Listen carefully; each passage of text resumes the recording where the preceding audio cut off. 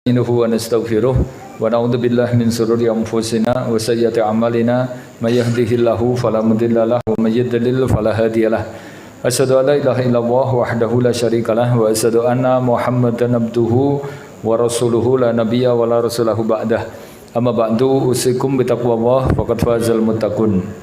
Ikhwani fillah, Bapak Ibu jamaah yang dimuliakan Allah, kita bersyukur malam hari ini Allah pertemukan kita di majelis ilmu. Semoga Allah berikan banyak keberkahan, kebaikan lewat wasilah ilmu ini. Yang kedua, salawat serta salam untuk junjungan kita Nabi Muhammad sallallahu alaihi wasallam. Ikhwani fillah, di malam hari ini sesuai dengan tema kaitan dengan wasiat Allah ya kepada kita manusia untuk menyikapi dunia. Ada satu hadis qudsi yang diriwayatkan dari Abu Dar Al-Ghifari. Abu Dar ini sahabat yang mendapat gelar nama aslinya itu Jundub bin Junadah. Dia dari Bani Ghifar yang banyak dapat hadis secara pribadi dari Rasulullah. Karena beliau memang sering mendekati Rasulullah, selalu melayani, bahkan sering nunggu kalau Nabi butuh sesuatu. Makanya ada banyak hadis yang itu sahabat lain nggak ngerti, yang mendapatkan wasiat beliau secara pribadi, kemudian baru disampaikan kepada yang lain. Ini sahabat yang unik. Nabi mendoakan beliau itu untuk masuk surga ya lewat pintu sendiri, masuknya sendiri, hidupnya dalam Islam sendiri, dan masuk surganya pintunya sendiri. Ini Abu Dar Al-Ghifari. Hadis qudsi itu hadis yang lafadznya dari Allah tapi yang meriwayatkan Rasulullah. Jadi kalimatnya itu dari Nabi, maknanya dari Allah tapi lesannya Nabi, gitu ya. Jadi semacam kalam Allah yang tidak termaktub dalam Al-Qur'an. Nah, ini saya nukilkan hadisnya. Ya Ibnu Adam, dari Abu Dar Al-Ghifari, wahai anak Adam, ini Allah mengatakan ya, wa qala ta'ala, wahai anak Adam, ini khalaqtuka lil ibadah fala tal'ab. Aku ciptakan kalian untuk ibadah, maka jangan main-main. Wahai Ibnu Adam, dan wahai anak Adam, khudz zada fa inna safar ba'idah. Ambillah bekal di dunia karena perjalanan kamu jauh. Wahai Ibnu Adam, ini qasamtu laka rizquka fala ta'tab. Wahai anak Adam, aku sudah membagi jatah rezekimu di dunia, maka enggak usah capek-capek. Fa in radita bima qasamtu arihtuka badanika wa qalbika. Maka kalau kamu ridho terhadap pembagian rezeki dariku, arihtuka, maka aku rehatkan badan dan pikiranmu atau hatimu. Fa ilam tardo bima qasamtu, tapi kalau kamu enggak ridho terhadap pembagianku, la usollitanna alaikumud dunya, maka pasti kamu akan dikuasai dunia. Wa ya ibnu Adam, inni khalaqtu syaitana aduwan fala tattabi'. Wahai anak Adam, aku ciptakan setan bagimu itu musuh, maka jangan ikuti. Ini ada 6 atau 5 wasiat Allah ini ya, supaya kita enak hidup di dunia. Yang pertama apa? Wahai anak Adam, ini khalaqtuka lil ibadah. Aku ciptakan kamu di dunia itu untuk ibadah. Fala tal'ab, maka jangan sekedar main-main. Ini kalimat ini dijelaskan oleh para ulama, orang itu kalau hidupnya nggak kenal ibadah, itu dihukumi main-main. Coba antum lihat, orang kaya nggak kenal ibadah, itu program hidupnya itu cuman dolan, main, rakanggo gawe, atau sia-sia, lahun, laibun, zinatun, watafakhur. Makanya Allah mengatakan orang yang nggak kenal ibadah itu dia di dunia itu ada 5 sifatnya, itu di surat Al-Hadid. Pertama laibun, cuman dolan-dolan tok. Yang kedua lahun, pekerjaannya itu cuman sia-sia, kledurang-kledurang, dolan-dolan, unyar-unyur, toring-toring, kemudian mangan, turu, gitu aja, nuruti syahwat. Kemudian yang ketiga zinatun, senangannya itu cuman hobi-hobi yang sekedar zina. Zina itu semacam perhiasan yang enggak ada manfaatnya. Rumah harus memperbagus rumah, menghias-hias, padahal jane intinya rumah itu ya yang penting nyaman ditempati, mobil ya gitu dihias aneh-aneh. Ya toh, padahal intinya mobil itu bisa nyaman untuk dikendarai gitu aja. Kemudian coba antum melihat tipe-tipe orang kaya itu kan kalau nggak kenal ibadah begitu, cuman ngikuti zina, semacam aksesoris itu aja. Kemudian tafakhur, mereka senangannya cuman bangga-bangganan, ya, wah ayatnya itu watafakhur bainal amwal wal aulad, membangga-banggakan harta mereka, kekayaan mereka. Apalagi kalau acara para artis, wah di sini guru pamer-pameran, gitu. Kemudian keren-kerenan, bangga-bangganan. Coba ada tas yang dibawa harga sekian miliar, apa fungsinya? Cuman bangga-bangganan itu. Karena fungsi tas itu ya intinya gue ngangkut barang, tas rego 100.000 karo tas rego 100 juta itu loh, sama. Jam yang harga 1 miliar, kan ada kemarin artis-artis diundang di Luna Maya itu bawa jam 1 miliar barang. Fungsinya jam itu yang cuman untuk mengetahui waktu toh. Buat jamnya mahal, kalau dia nggak punya waktu ya sama saja.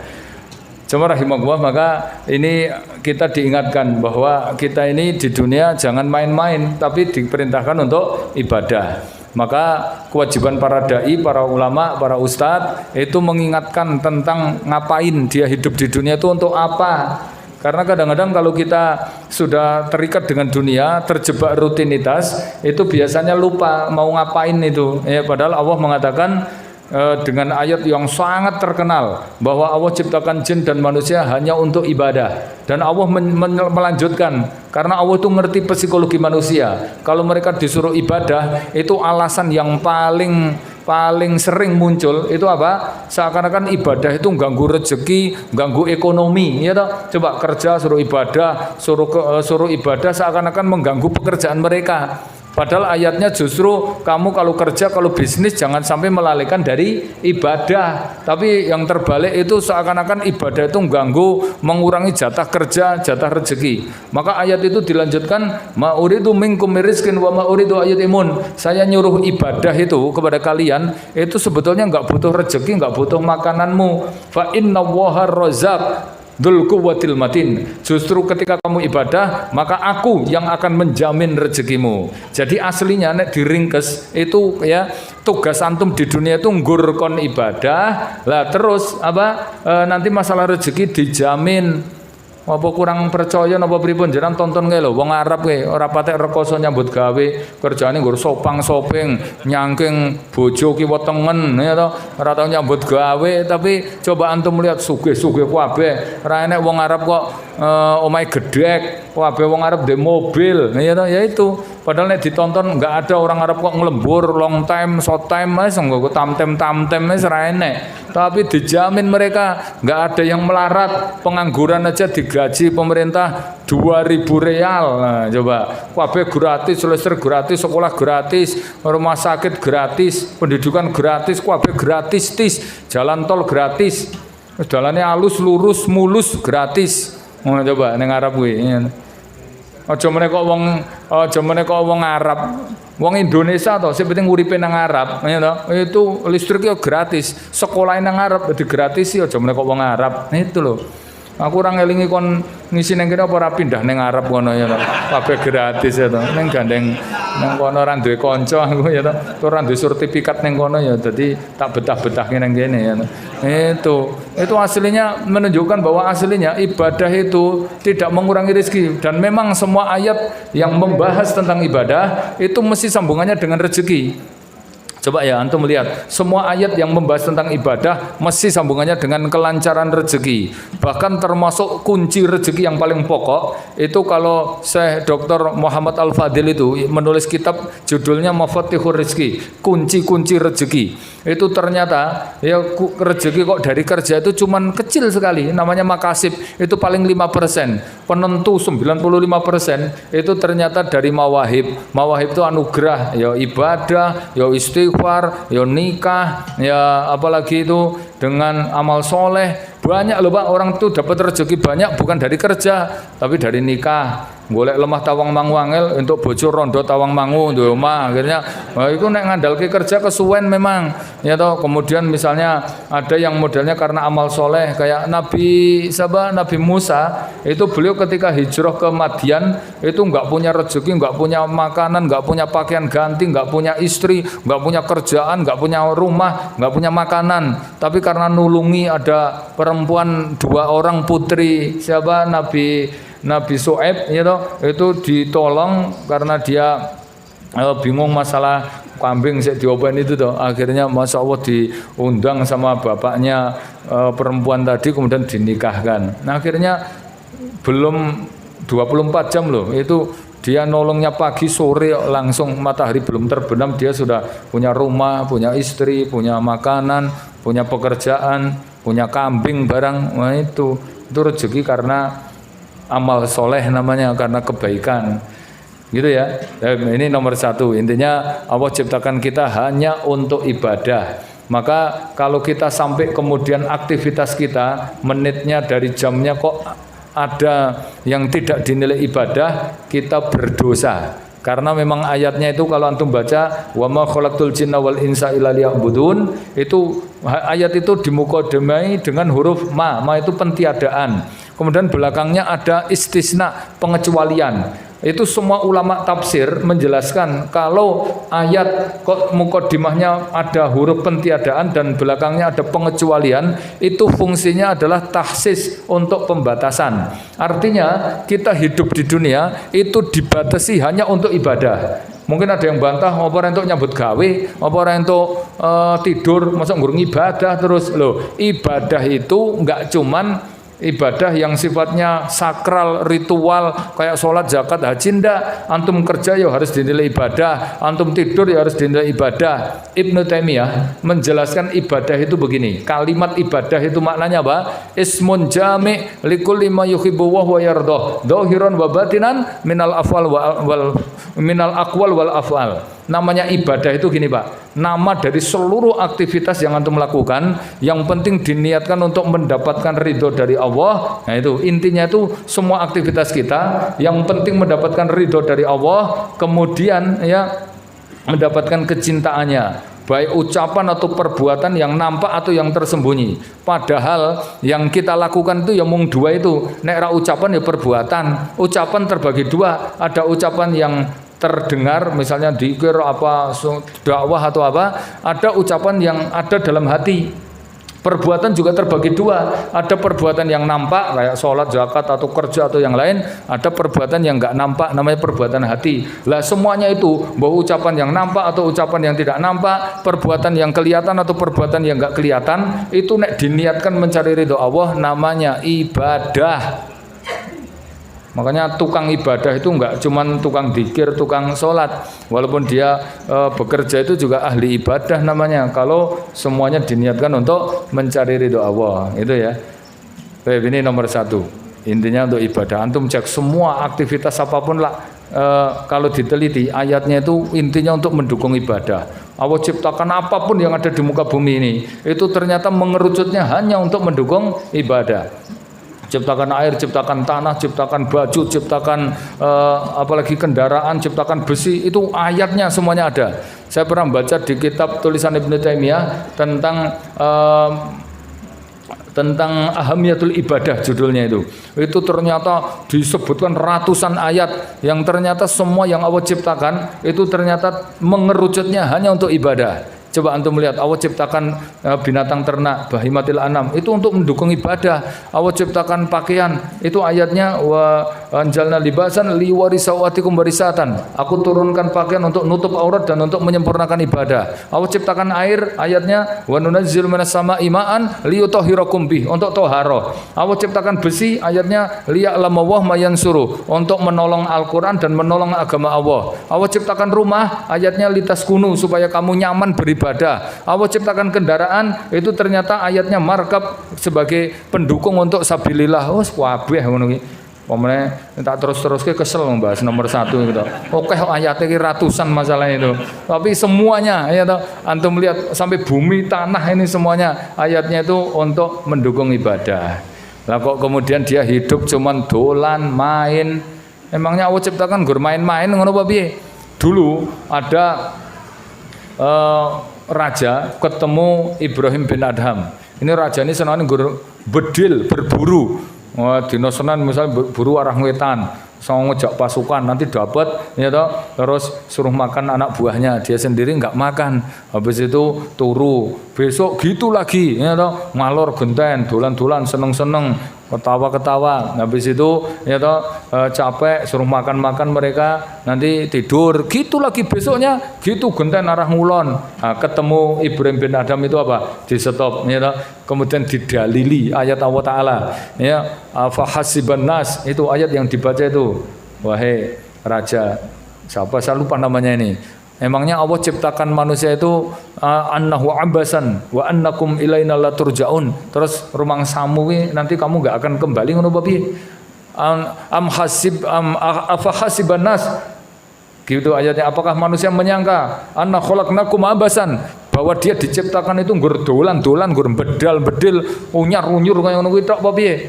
Wa annakum ilaina la turjaun. Terus rumangsane kamu nanti enggak kembali kepada Allah itu apa piye? Nah kok penak temen urip berdolan, seneng mangan-mangan, nuruti syahwat, pit-pitan, golep, cokikian, bariku turu, mati. Urip kok nggur kaya ngono ki, coba. Padahal nanti kita akan dimintai tanggung jawab itu. Akhirnya dia baru sadar. Alhamdulillah. Jadi ini ya perintah Allah Ta'ala, jangan lupa kita diciptakan untuk ibadah. Terutama kalau kita sudah tua-tua, ini sebentar lagi kita akan meninggalkan dunia. Maka perbanyak ibadah, perbanyak amal soleh, perbanyak untuk tobat istighfar kepada Allah Ta'ala. Ingat ini umur kita itu berkisaran 60-70 loh. Ini sih ngajeng-ngajeng ini kan kita pun seketan munggah tuh. Malah itu hampir 70% umurnya itu ya toh. Karek 30% paling. Kalau umur 40 itu sudah 2/3 umur loh gue. Ya, kalau perjalanan kita ke Jakarta itu toko toko Bekasi gue ya toh. Tinggal banyak persiapan. Pokoknya nek pun sepuh-sepuh ngeten iki nggur karek ngapik dadi wong Islam kon ngokehke istighfar, taubat, ya berbuat baik sama orang tua, ngapik karo tangga-tangga. Itu ayatnya kon ngokehke bersyukur wis ora usah kukan gagasan, wis karek ngokehke ning masjid itu tok. Nunggu adzan, nunggu mangkat karo nunggu mati wis itu. Ya toh. Kok dadak aneh-aneh wae ya toh. Nah sekarang wasiat yang kedua, ya ibnu Adam khudhiz zada fa innas safar ba'idah. Wahai anak Adam, carilah bekal kamu di dunia sebanyak-banyaknya. Kenapa? Karena perjalanan kamu itu masih jauh. Karena perjalanan kita itu sebetulnya bukan kita hidup, lahir, kemudian nanti dewasa, tua, terus mati, terus rampung. Itu mah pikirannya orang-orang yang nggak kenal agama itu. Makanya mereka kalau sedih bunuh diri. Karena rumangsane nanti kalau mati selesai. Padahal mati itu baru setar kehidupan yang kedua yang panjang. Allah mengatakan kok ada orang itu bisa kufur kepada Allah Ta'ala. Ya, kaifa takfuruna billah, kok bisa kamu itu kufur kepada Allah? Nekat kufur itu maksudnya uripe iki orang niat orang golek sangu gitu loh Pak. Itu namanya orang kufur. Padahal ayatnya wa kuntum amwatan fa ahyakum. Padahal dulu kamu mati sekarang dihidupkan. Summa yumitukum, terus habis itu nanti kamu pasti mati. Summa yuhyikum, terus habis itu nanti kamu akan dihidupkan. Nah, nek wis hidup summa ilaihi turjaun. Wis ora bakal mati dan kamu akan kembali kepadaku. Kepada Allah itu cuma di surga atau di neraka. Ayatnya itu farikun fil jannah wa farikun fis sa'ir. Sebagian besar di neraka, sebagiannya lagi di surga. Itu kembalinya itu cuma 2 tempat itu. Enggak ada tempat lain, Pak. Nek enggak surga ya neraka. Lah kok kemudian kita tenang, santai. Makanya cari bekal sebanyak-banyaknya. Kita ya kalau cerdas itu Nabi mengatakan orang yang cerdas itu kalau ngerti bahwa nanti ada kehidupan yang kedua, penentunya itu kan sekarang ini di dunia, maka dia nyari bekal sebanyak-banyaknya. Bahkan ciri khas orang bertakwa, ini kalau antum baca keterangan Ibnu Abbas, ayat Al-Quran itu nek diringkes Pak, intinya itu pada ketakwaan. Nah ketakwaan itu nek diringkes lagi, intinya itu ada 4. Salah satunya apa? Dia di dunia golek bekal sebanyak-banyaknya untuk akhirat. Makanya ada ayat ittaqullah, bertakwalah kamu pada Allah, wal tandur nafsum ma qaddamat lighad. Terus kamu cek lagi amal solehmu, ya tabungan amal solehmu itu kira-kira sudah cukup apa belum lil ghad, untuk besok yaitu hari akhirat nanti. Ini masalahnya kematian itu dekat. Makanya kita harus golek bekal sebanyak-banyaknya. Apalagi akhir zaman ngene iki, mati kuwi orang nganggo tanda-tanda langsung set ngono lho, cepet banget. lagi ngaji ngantuk 12 mati. Ini rapopo langsung surga malah, atau misalnya sholat sujud 12, itu berarti surga itu lebih dekat dari tali sendal. Ning sik mengerikan itu loh, pas maksiat, pas mendem, ngerti langsung gelegean tabrakan biar mati ya langsung neraka. Makanya Nabi sampai bersumpah bahwa betul-betul kematian itu lebih dekat dari tali sendal. Makanya terus cari bekal sebanyak-banyaknya. Kalau dia pinter, dia ngerti bahwa dunia bakal ditinggal dan akhirat yang mau ditempati. Sementara akhirat itu penentu bahagia dan sengsaranya adalah dunia, maka dia mendingan rekoso sebentar di dunia tapi penak selama-lamanya di akhirat. Dia tahan semua keinginan karena nuruti aturan. Dia pokoknya ngumpulkan bekal sebanyak-banyaknya kayak nandur. Makanya ada hadis, dunia mazratul akhirah itu ya. Dunia itu sebagai kebun sawah ladangnya akhirat. Itu memang jenenge lagi nandur, lagi ngopeni iki rekoso. Tapi engko nek panen wah enak ya ta.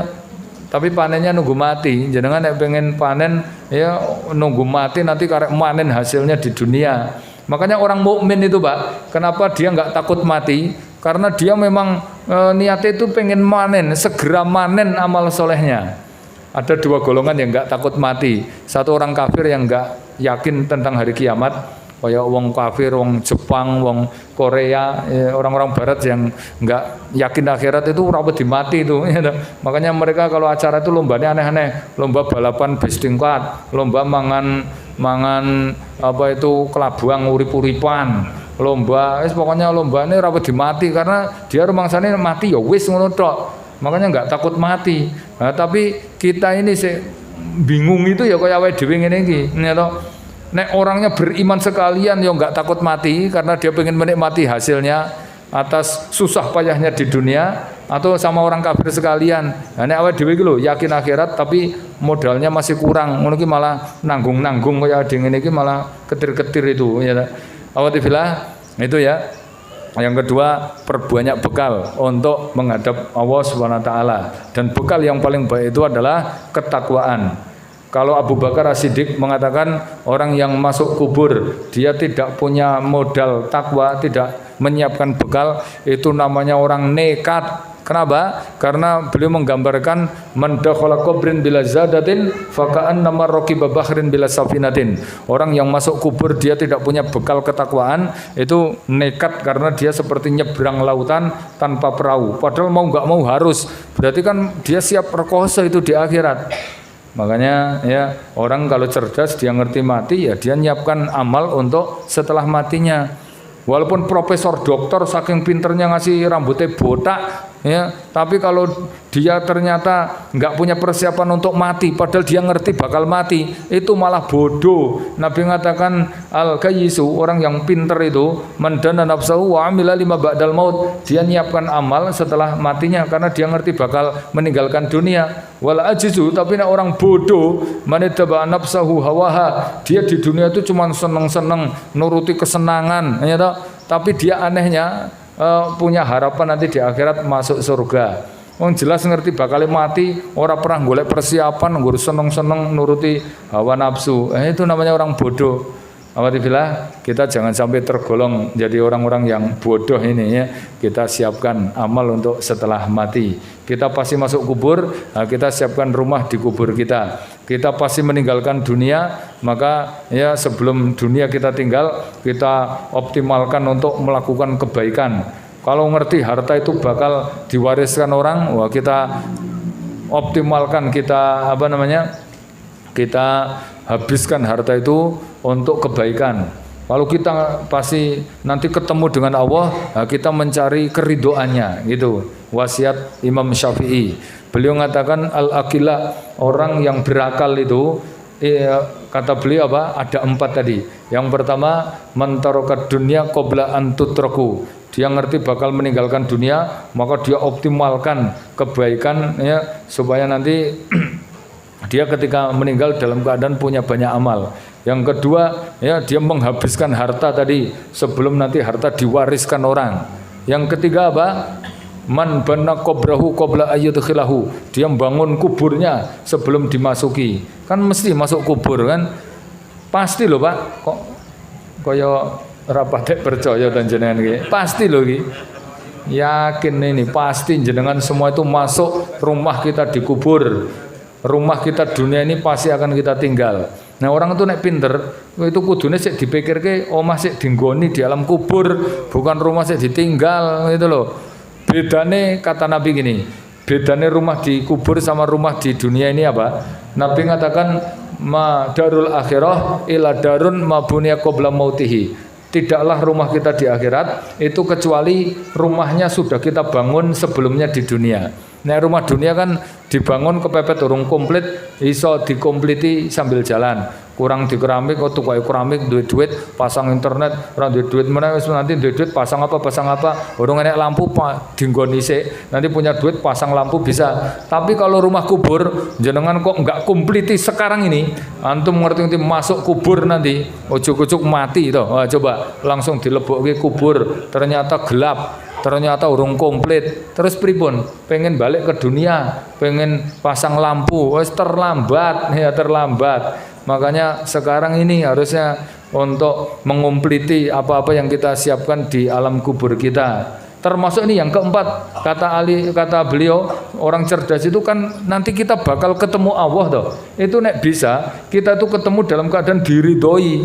Maka orang yang cerdas itu dia sudah mendapatkan ACC ya dari orang yang mau ditemui. Coba kalau kita mau ketemu ke Jakarta, ke royo-royo ke sana, tapi belum ACC, belum sinkron, bahkan orangnya belum tahu atau belum kenal, itu ya ora penak. Coba ketemu jenengan sinten, wah ora penak loh.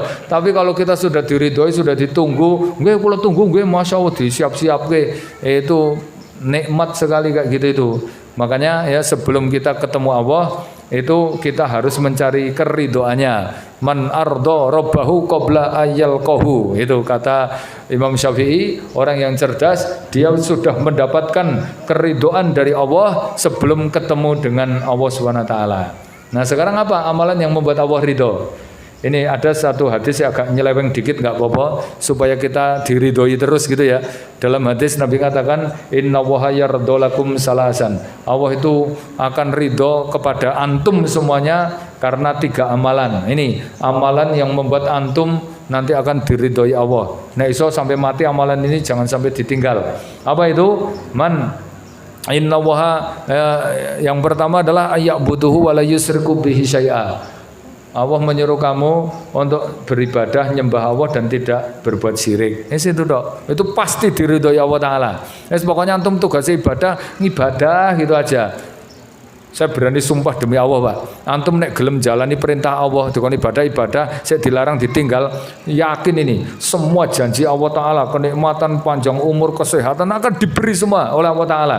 Selama antum gak maksiat, itu semua janji Allah Ta'ala pasti akan diberi. Tapi kalau kemudian kita melanggar larangannya, berbuat dosa, langsung itu jaminan-jaminan janji Allah, anugerah, pahala hilang semuanya. Akan dicabut semua kenikmatan hidupnya. Aslinya antum kalau nggak berbelok dari jalur Allah Ta'ala yang benar, itu kita nggak akan pernah sengsara kok itu. Kalau kita kemudian berbalik, itu Allah yang akan membalikkan kehidupan kita. Kan ayatnya gitu. Falamma zaghu azaghallah qulubahum. Kalau antum berpaling, maka Allah palingkan sekalian kita ini dari kebenaran. Itu ya. Yang kedua ini biar Allah ridho. Yang kedua Pak, anta'tasimu bihablillahi jami'an wala tafarraqu. Antum hidupnya itu tetap berjamaah. Ojo gampang nesu kemudian memisah, berpecah. Pokoknya walaupun masalah kita tetap bareng terus gitu loh Pak. Masalahnya kita tuh sering baperan, sering tersinggung, engkel-engkelan nesu terus sesuk kapok. Itu kan pengajian ra cocok sithik metu, sithik metu ngono lho. Emang iso urip tanpa teman-teman yang lain? Kita itu tetap harus berjamaah. Walaupun banyak masalah, selama berjamaah itu tetap jauh lebih baik daripada tidak punya masalah tapi sendiri. Justru masalah terbesarnya itu ya ketika sendiri itu. Semene kok arep gawe tablik akbar. Wong gawe pengajian cilik ngono nek dhewe ra iso. Ngene to. Paling ora itu ya enek petugase, enek sik gawe publikasine, enek sik jemput ustate, enek sik nyiapke seneke ngono ra iso dhewe. Apa mosok dhewe? Pengajian dhewe, sik ngundang dheke dhewe, sik jemput ustate dheke, sik nyiapke mejane dheke, sik masang video dheke, sik nyiapke senek dheke, sik ngedarke infak dheke. Ngene to. Sik undang-undang dheke. Dadi omong tamu dheke. Semaput lagi pisan ngono wae. Kabeh-kabeh dheke mangi rane wong liya apa liyane dheke kuwi mau. Nah itu. Itu ya. Nah yang ketiga ini supaya Allah ridho terus ini. Ini kita pegang. Aja ngasih kualik nek wong mukmin kaku kasar, ketemu ra tekon, pulatane betutut, cemberut ya toh. Enggak pernah bisa ramah. Sementara nek sama orang kafir malah gerapiak, ramah, sopan. Itu piye ngono lho, umat Nabi Muhammad apa enek kaya ngono kuwi. Allah ngasih tahu umat Nabi Muhammad itu ciri-cirinya 3. Muhammadun Rasulullah waladina ma'ahu asyidda 'alal kufar ruhama bainahum. Muhammad itu Nabiullah. Siapa pengikutnya? Ciri-cirinya itu pertama ya ruhama ya asyidda 'alal kufar. Nek sama orang kafir itu tegas, keras. Kalau sama orang mukmin lembut. Kemudian yang ketiga apa? Tarahum ruk'an sujadan yabtaguna fadlan min rabbihim wa ridwana. Kelihatan bekas ibadahnya. Itu, Pak. Ini pasangan kok iki. Nek karo wong mukmin ra iso lembut ngono, biasane karo wong kafir malah ora iso tegas kok kuwi. Wis tak selidiki ngono kuwi.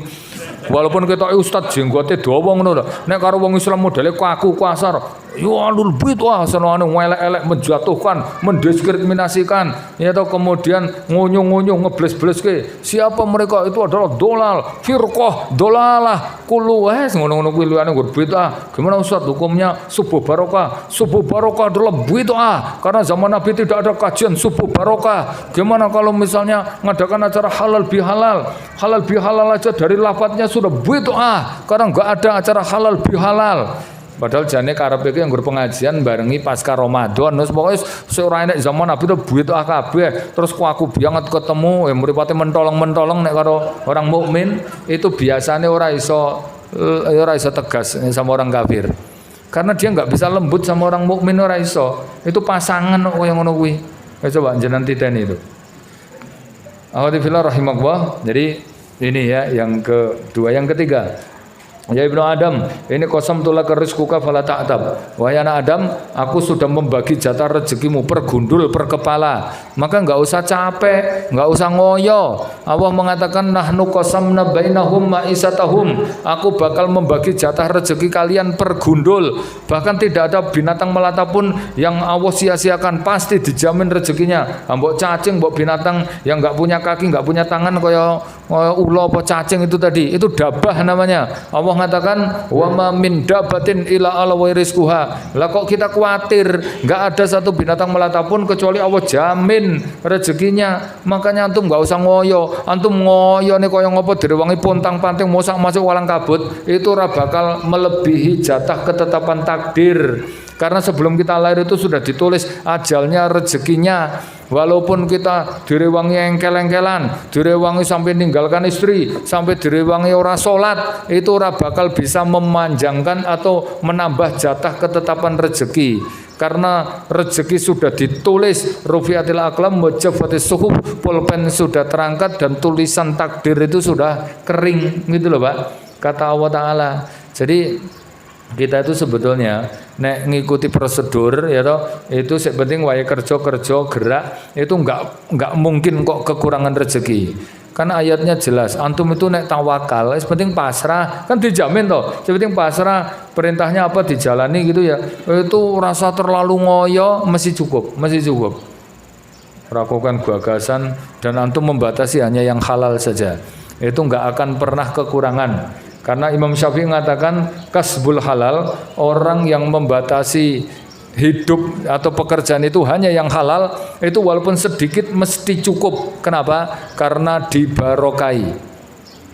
Tapi kebalikannya, orang itu nek kepencut terpesona dengan usaha yang ketoke bu hasilnya gede tapi haram, misalnya dengan cara riba, dengan cara dolim, dengan cara menipu, dengan cara yang enggak benar, itu walaupun hasilnya oke mesti bangkrut. Nah, mesti Yakin itu karena hadisnya Nabi mengatakan ma min rajulin yatahawadu bimalil haram fi jawfi. Siapapun manusia ya yang dia transaksi ma min rajulin aksaru minar riba ila kana akhiruha ila kilatiha. Yang transaksinya itu pakai cara dolim, misalnya riba, intinya caranya ora bener gitu loh. Itu hadisnya apa?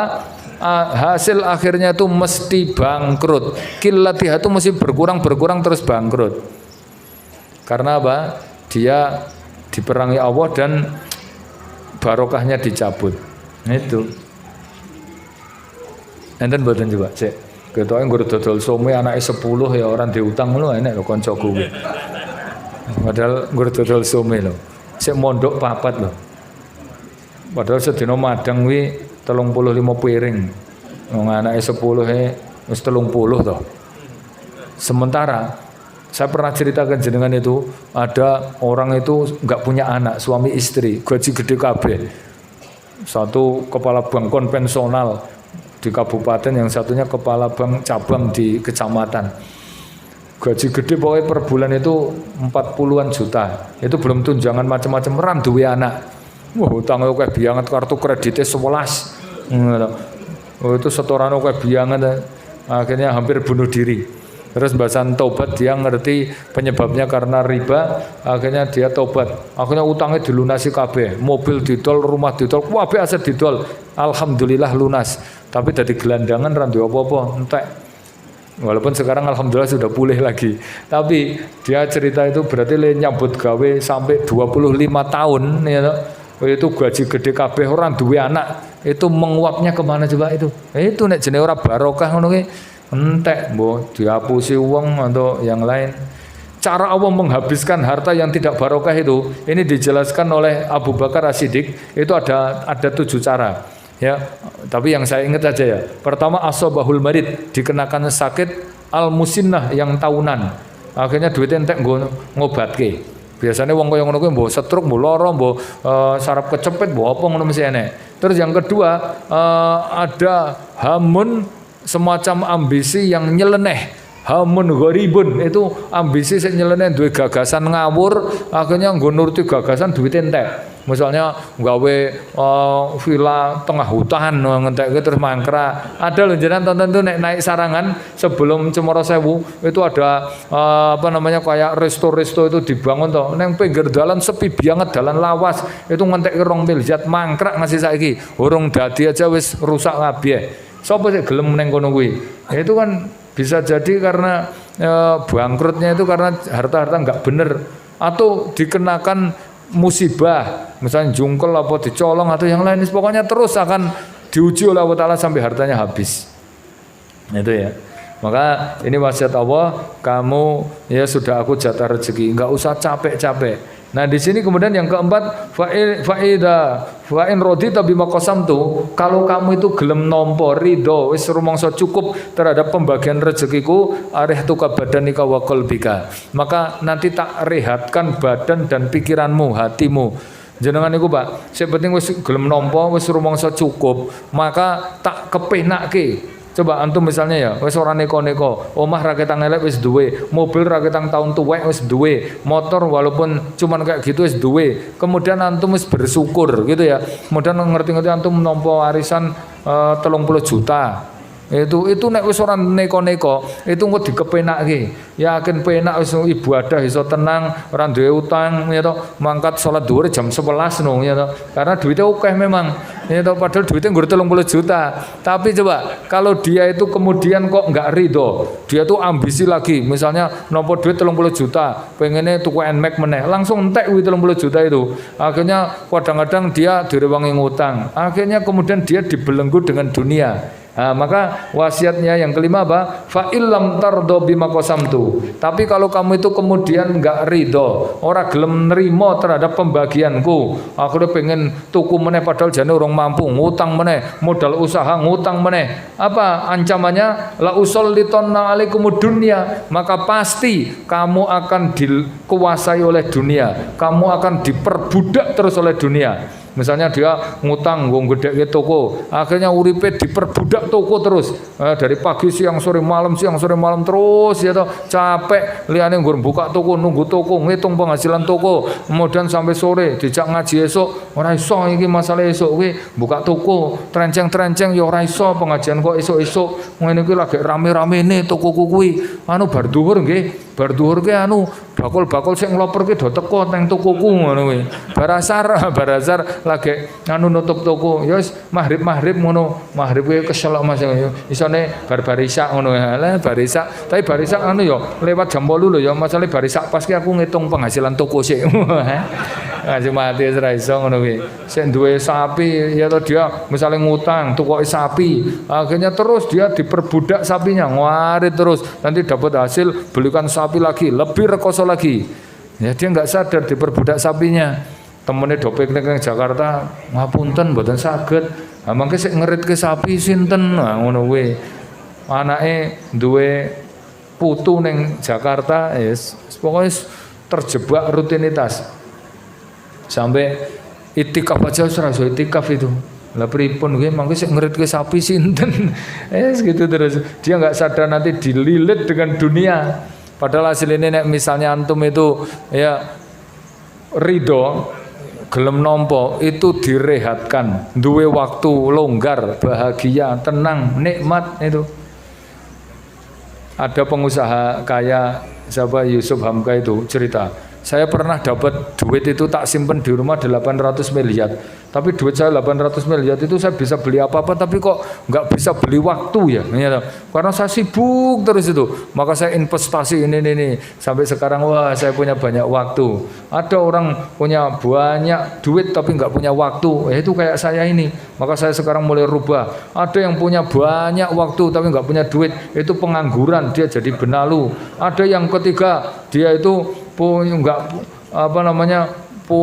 punya waktu, nggak punya duit. Ini pekerja UMR yang capek rino wengi lembur, tapi habis hanya untuk makan, kata Yusuf Hamka itu. Nah kalau bisa ini saya baru target jadi manusia keempat, punya banyak duit, punya banyak waktu. Makanya saya investasi untuk jalan tol untuk ini. Tapi dia cerita bab ekonomi bisnis memang. Tapi ini pelajaran untuk kita. Nih so antum itu ya punya banyak duit, punya banyak waktu. Jadi kita direhatkan badan ini orang patek rekoso, ben penak gitu loh Pak.